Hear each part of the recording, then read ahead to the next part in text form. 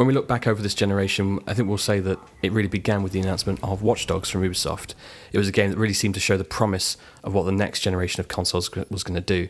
And as such, it's a game that we've highly anticipated. It was supposed to be there at launch, it was delayed until this year, and now we finally played it. And it'd be a bit harsh to say we were disappointed with it, but it's not maybe everything we hoped it was going to be.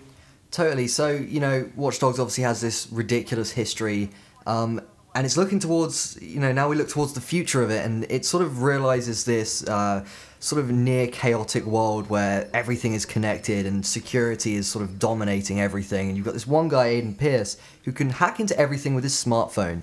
And, you know, it's a great concept, and to be honest, Watch Dogs is probably one of the best games to make use of a single button since, like, the original Super Mario. But in many ways, it doesn't go far enough with it, in my opinion. So, you know, it is really fun, the world's really detailed, but maybe it's just that it doesn't innovate on those hacking mechanics to the same degree that that original E3 presentation sort of hinted at. Certainly. There's a degree to which there's elements that have been compromised. It's an open world game, but maybe not an open world game to the same way as GTA is. Maybe more like the way that Arkham City was. Certainly there's a lot of parallels, I think, that to be made with the Batman games. It has that same sort of feel, it has a similar kind of story to it in some ways.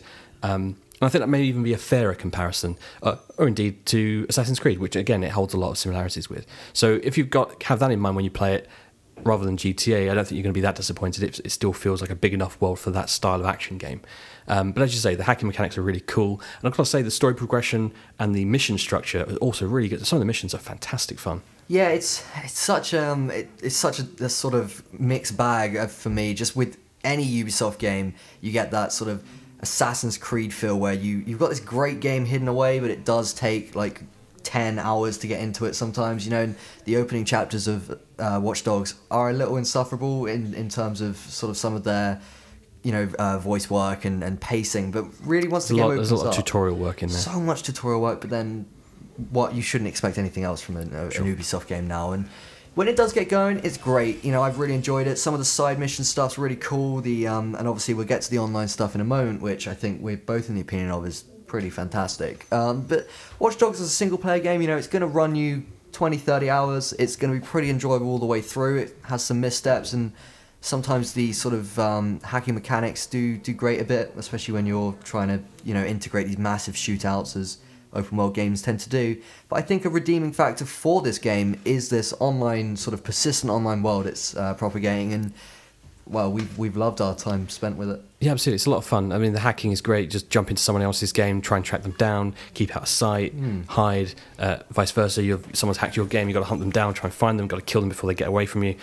Or tailing, where it's just spying on a guy, trying to keep as inconspicuous as possible, walk nice and slow. Yeah. It's a really cool thing. And then the other multiplayer mode, which is really great, is combined with the CTOS app, the CTOS app. I keep calling it CTOS. Yeah.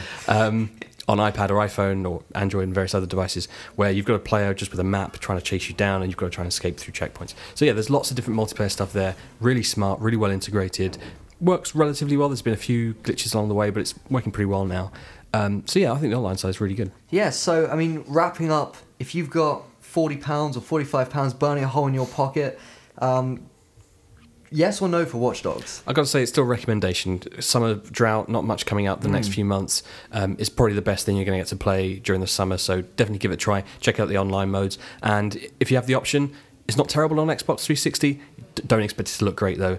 If you want the best version, get Xbox One. Yeah, Xbox One, we've given Watch Dogs a 7 out of 10, and for the full written review, you can head over to www.xb1.co.uk. Thanks for the tip.